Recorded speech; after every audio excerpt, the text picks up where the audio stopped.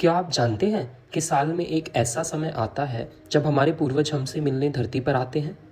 सनातन धर्म में इस पवित्र काल को पितृपक्ष कहा जाता है। माना जाता है कि अगर इन 15 दिनों में सही विधि से श्राद्ध और तर्पण किया जाए तो न केवल पितरों की आत्मा को शांति मिलती है, बल्कि हमारे जीवन में सुख, समृद्धि और शांति का वास भी होता है। तो जानिए पितृपक्ष क्या है, इसका महत्व क्या है, कौन कौन से अनुष्ठान और विधियां जैसे कि तर्पण, पिंडदान और कौन कौन से काम इस दौरान वर्जित हैं। साथ ही समझिए कि इन 15 दिनों का सही उपयोग कैसे आपके और आपके परिवार के जीवन में खुशहाली ला सकता है। पितृपक्ष हिंदू धर्म में साल में आने वाला एक विशेष 15 दिन का पवित्र समय होता है, जिसमें लोग अपने पूर्वजों, पितरों की आत्मा की तृप्ति और उनके लिए आशीर्वाद पाने के लिए विशेष अनुष्ठान करते हैं। पितृपक्ष, जिसे श्राद्ध पक्ष भी कहा जाता है, भाद्रपद पूर्णिमा से लेकर आश्विन अमावस्या तक के 15 दिन में होते हैं। इस साल यह 8 सितंबर से 21 सितंबर तक रहेगा। शास्त्रों के अनुसार इस समय पितृलोक के द्वार खुलते हैं और हमारे पितर यानी पूर्वज पितृलोक से भूलोक धरती पर आते हैं। यही वह समय है जब वे हमसे संवाद करते हैं। इस समय किए गए श्राद्ध, तर्पण, पिंडदान और दान से पितरों की आत्मा तृप्त होती है और उनके आशीर्वाद से जीवन में सुख, समृद्धि और शांति आती है। सनातन धर्म कहता है, बिना पितरों के आशीर्वाद के जीवन में सुख और प्रगति अधूरी है। जो व्यक्ति पूरे मन से अपने पितरों को याद करके उनके लिए इस दौरान श्राद्ध करता है, उसके जीवन और घर में सुख, शांति और समृद्धि आती है। शास्त्रों में स्पष्ट कहा गया है, इस काल में किया गया श्राद्ध, तर्पण और पिंडदान सीधे पितरों तक पहुंचकर उनकी आत्मा को तृप्त करता है। गरुड़ पुराण और मत्स्य पुराण में लिखा है, पितरों की तृप्ति से देवता प्रसन्न होते हैं और देवताओं के प्रसन्न होने से मनुष्य का जीवन सुखमय होता है। महाभारत में भीष्म पितामह ने युधिष्ठिर से कहा, पितरों की तृप्ति से ही देवता और मनुष्य प्रसन्न रहते हैं। पितरों का आशीर्वाद जीवन में संतान सुख, उत्तम सेहत, शांति और समृद्धि लाता है। लेकिन अगर उनकी इच्छाएं अधूरी रह जाएं, तो वे अतृप्त होकर जीवन में बाधाएं, आर्थिक रुकावटें और पारिवारिक समस्याएं ला सकते हैं। इसे ही पितृदोष कहा जाता है। इसलिए पितृपक्ष में किया गया श्राद्ध, तर्पण और दान न केवल उन्हें मोक्ष की ओर अग्रसर करता है, बल्कि हमें उनके आशीर्वाद की प्राप्ति भी कराता है। शास्त्रों में पितृपक्ष के दौरान किए जाने वाले कई अनुष्ठान बताए गए हैं, जिसमें तर्पण और पिंडदान सबसे महत्वपूर्ण है। पितरों की मुक्ति और तृप्ति के लिए पितृपक्ष के दौरान नियमित रूप से तर्पण करना अत्यंत महत्वपूर्ण माना गया है। आइए तर्पण की विधि को विस्तार से समझते हैं। ऐसी मान्यता है कि पितृलोक में जल की कमी होती है, इसलिए पितरों को जल की आवश्यकता होती है और तर्पण करने से यह जल उन तक पहुंचता है। इसी कारण पितृपक्ष में तर्पण का विशेष महत्व माना गया है।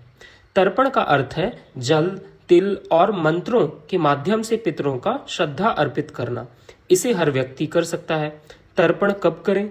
सुबह स्नान के बाद सूर्योदय के समय तर्पण करना सबसे शुभ माना गया है। तर्पण की तैयारी। तर्पण शुरू करने से पहले इन चीजों की व्यवस्था करें। अक्षत यानी कि चावल, काले तिल, सफेद फूल, जौ, कुशा यानी कि दूब घास। तर्पण की विधि। स्नान के बाद साफ कपड़े पहनें और तर्पण की सामग्री अपने पास रखें। सबसे पहले देवताओं को तर्पण करें, फिर ऋषियों को, उसके बाद मनुष्यों को और अंत में पितरों को।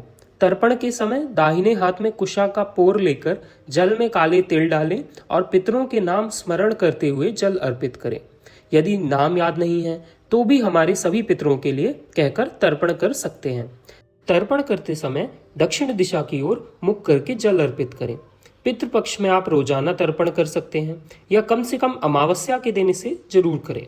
याद रखें, कुशा का प्रयोग अनिवार्य है, क्योंकि माना जाता है कि कुशा के बिना दिया गया जल पितरों तक नहीं पहुंचता।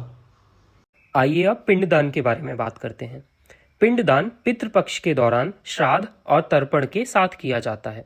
अगर किसी पूर्वज की मृत्यु तिथि ज्ञात है तो उस दिन पिंडदान करना सबसे शुभ माना जाता है, अन्यथा पितृपक्ष के अंतिम दिन पर जरूर करें। तर्पण के लिए सुबह स्नान के बाद सूर्योदय के समय सबसे शुभ माना गया है। पिंडदान किसे करना चाहिए? सर्वप्रथम परिवार का सबसे बड़ा पुरुष पिंडदान करे। यदि यह संभव ना हो तो पुजारी को नियुक्त किया जा सकता है जो परिवार की ओर से पिंडदान करे। महिलाएं और अन्य सदस्य भी तर्पण और दान कर सकते हैं, लेकिन मुख्य पिंडदान परिवार के मुख्य पुरुष द्वारा करना श्रेष्ठ माना जाता है। पिंडदान सामग्री: केले का पत्ता, पके हुए चावल, काले तिल, जौ और जल। पिंडदान की विधि: पहले केले के पत्ते को अच्छे से धोकर साफ करें। चावल में काले तिल और जौ मिलाकर छोटे छोटे पिंड बनाएं। हर पिंड को किसी पूर्वज के नाम याद रखते हुए रखें। सभी पिंडों पर हल्का जल छिड़कें और स्मरण करें। मान्यता है कि यदि पिंड को कौवा खा ले तो उससे पितरों की प्रसन्नता और आशीर्वाद माना गया है। पिंडदान के साथ अन्नदान करना अत्यंत शुभ है, विशेषकर गरीबों या पशु पक्षियों को भोजन देना। आइए अब जानते हैं कि इन दोनों के अलावा हमें और क्या क्या काम करने चाहिए। इन दिनों केवल सात्विक और शाकाहारी भोजन ग्रहण करें। रोजाना अपने पूर्वजों को जल और अन्न अर्पित करें। अन्नदान करें। कहा गया है कि पितृपक्ष में किया गया एक अन्नदान अनंत गुना फल देता है।